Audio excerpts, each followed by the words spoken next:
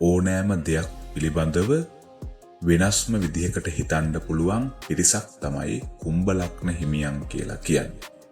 එනිසාම 2026 වර්ෂයේ ජීවිතය සුවපත් කරගන්නට ඉහළටම ඔසවා තබන්නට හොඳම කාලයක් තමයි ඔබට එළඹෙලා තිබෙන්නේ. ඔබට පුළුවන්කම තිබෙනවා සිරිකත YouTube නාලිකාව මේ වෙනකන් subscribe කරලා නැත්නම් අනිවාර්යෙන්ම subscribe කරලා තියාගන්න. ඒ වගේම bell icon එකත් all දාලා තියාගන්න කියලා මතක් කරනවා. මම වීඩියෝ එකක් දාපු සැනින් ඔබට නැරඹීමේ හැකියාව පවතින නිසා.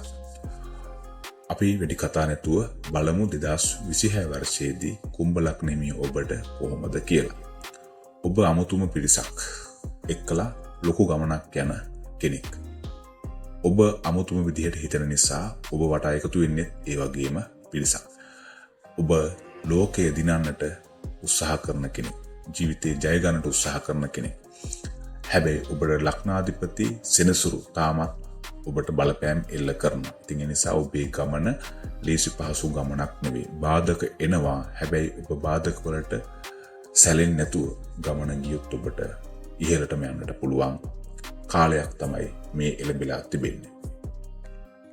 නිකරුණේ බොරුවට ඔබ බයවල් හිතේ තියාගෙන යම්කිසි වැඩක් කරන්නට ඉන්නවා නම් ඒ දේ කල් දමන ඒ වගේම තනියම ඉන්න ටිකක් හිතෙන කාලයක්. හැබැයි කිසිම වැඩක් කල් දාන්න එපා.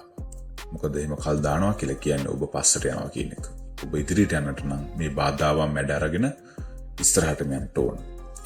මුදල් සම්බන්ධව ගත්තට පස්සේ මේ අවුරුද්දේ ඔබට ලැබීම් නම් ඉතාමත්ම ඉහළයි. හැබැයි අතට එන සල්ලි වියදම් වෙන ප්‍රමාණයත් ඊටත් වඩා පින්නුම් කරනවා. ඉතින් ඒ නිසා මේ වෙලාවේ මේක අහලා හිතට ගත්තොත් ඔයාලට පුළුවන් ඔයාලට ලැබෙන මුදල ඉතිරි කරගන්නට. මේ වගේ එකක් මම ඇහුවා නේද කියලා ඔබට මුදල් ලැබෙනකොට හිතේ. එතකොට ඒ මුදල් විය පැහැදම් කරන විදිහ පිළිබඳව දෙපාරක් නෙවෙයි 10 පාරක් හිතන්නට සිද්ධ වෙනවා. මොකද ඔබට මේ වර්ෂයේදී දීපල ඉඩකඩම් ඒ වගේම පවුලේ යම් යම් දාස්කන්ධයන් ඔබට හිමි වෙන්නට ඉඩකඩ තියෙනවා.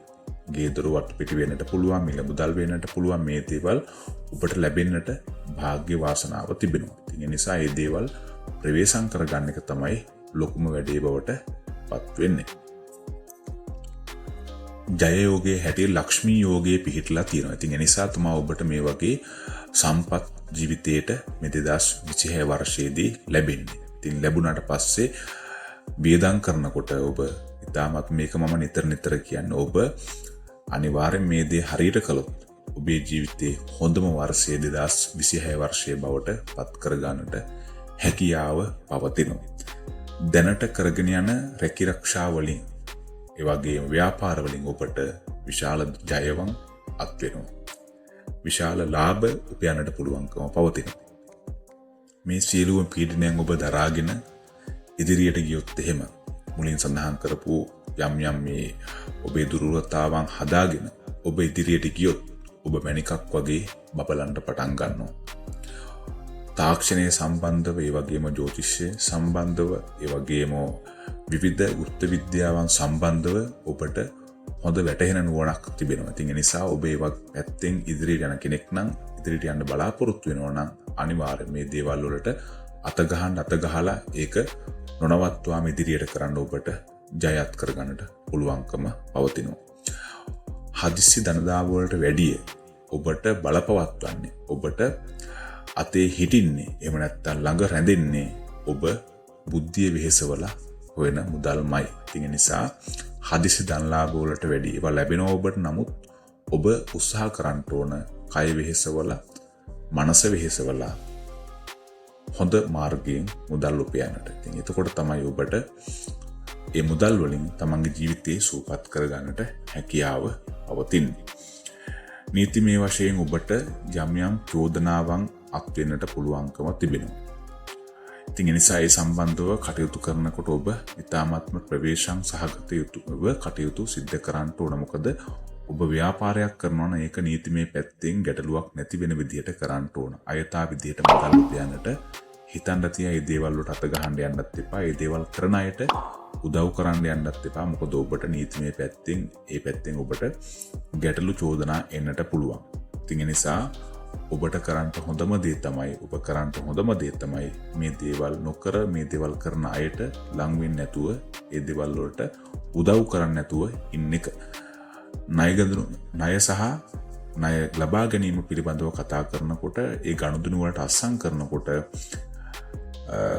මුල් මාස 3 ඇරලා කටයුතු කරන්න. ජනවාරි පෙබරවාරි මාර්තු මේ මාස 3 පහු කරලා කටයුතු කළොත් ඔබට ඒව වලින් කිසිම ගැටලුවක් වෙන්නේ නැහැ. ඉතින් ඒ නිසා ඒ පිළිබඳවත් ඉතාමත්ම කල්පනාකාරී විය යුතුමයි. මොකද නැත්තම් ඔබගේ ජීවිතේ හොඳ පැත්තට යන තියෙන ජීවිතේ නැති කරගන්නට අඩුපණ කරගන්නට මේ දේවල් බලපානට පුළුවන්කම පවතිනවා. ඒ වගේම තමයි ඔබ නොබියව දුෂ්කර මාර්ගවලට දුෂ්කර දේවල් වලට කාර්යයන් වලට අතගසන්නට කටයුතු කරන්න ඕන. මොකද මේ දේවල් අතහැරලා දැම්මොත් එහෙම අර අමාරුම දේවල් වලින් තමයි හොඳම දේ ඔබේ ජීවිතේ හැදෙන්නේ. ඉතින් ඒ නිසා ඒ දේ නැති වෙලා යනවා. ඔබේ දේවල් අතරමඟ නතර කළොත් එහෙම. මොකද ඔබ අනෙක් අය බෑ කියන අනෙක් අයට කරන්න තියා හිතා ගන්නවත් බැරි දේවල් ඔබ කරන්න දක්ෂයි. ඉතින් ඒ නිසා ඔබට ඕනෑම දෙයක් ආරම්භ කරලා ඉවර කරගන්න පුළුවන්කම පවතිනවා. ඔබ ආරම්භ කරන වැඩේ ඉවර වෙනකන් අත් නොහරින ධෛර්යයක් තියෙන කෙනෙක්. නමුත් යම් බලපෑම් නිසා මේ වර්ෂය ඔබට බාධා එළඹෙන්නට පුළුවන් නොසිතන විදිහට. හැබැයි ඒ දේවල් වලින් ඔබ සැලෙන්නට එපා. ඉදිරියටම යන්න කියන එක තමයි මට මේ වෙලාවේ කියන්නට පුළුවන්කම පවතින්නේ. කුම්භ ලග්න අයව ටිකක් තේරුම් ගන්න අමාරුයි. ඉතින් ඒ නිසා ආදරයේදී ඔබ ටිකක් නිදහසට කැමති කෙනෙක්. ඔබව යම් කිසි කෙනෙක් කොටු කරන්න හැදුවොත්, කුඩු කරන්න හැදුවොත් ඔබට නොඑක්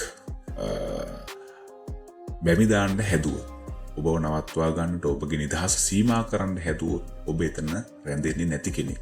ඔබ එතනින් ඉක්මනින්ම අයින් වෙන කෙනෙක් බවට පත් වෙනවා. ඉතින් ඒ නිසා ඔබ පිරිමි කෙනෙක් නම් ඒ වගේම කාන්තා කෙනෙක් නම් ඔබ ඒ දෙපළ සම්බන්ධව කටයුතු කරනකොට ඉතාමත්ම කල්පනාකාරීව කටයුතු කරන්න ඕන. මොකද නැත්තම් සම්බන්ධතා බිඳී යන ප්‍රවණතාවය වැඩි වෙනවා. ඉතින් ඒ නිසා ඒ සම්බන්ධතාවල ප්‍රශ්න ගැටලු ඇති වෙන්නට පුළුවන්කම පවතිනවා.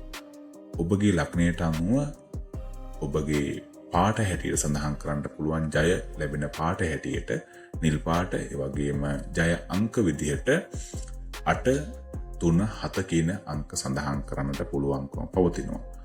සුබ දවස් හැටියට සෙනසුරාදා, ඒ වගේම සිකුරාදා, අඟහරුවාදා කියන මෙන්න මේ දවස් කිහිපය සඳහන් කරන්නට පුළුවන්කම පවතිනවා. ඔබ රැකිරක්ෂාවක් සඳහා පිටත් වෙලා යනවා නම්, ව්‍යාපාරයක් ආරම්භ කරනවා නම් මේ කියපු දවස් ඉතාමත්ම සුබයි. ඒ දවස්වල ඔබ ඒ කටයුතු ආරම්භ කළොත් ජීවිතේ ඉස්සරහටම යන්නට පුළුවන්කම පවතිනවා.